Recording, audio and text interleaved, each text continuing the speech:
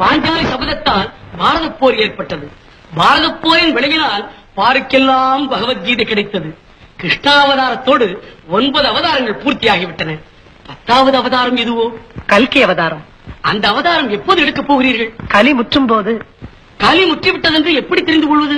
சத்தியம் பொய்யாகும், தர்மம் தலை சாயும், அறநெறிகள் அலைமோதும், அதர்மம் அரசாளும், பருவநிலை மாறும், பசுமைக்கு பஞ்சம் வரும், வறுமை சதிராடும், மண்ணுலகே நரகாகும்.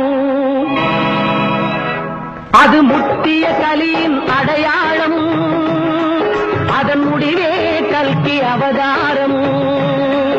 அது முத்திய கலியின் அடையாளம், அதன் முடிவே கல்கி அவதாரம். அதன் முடிவே கல்கி அவதாரம்.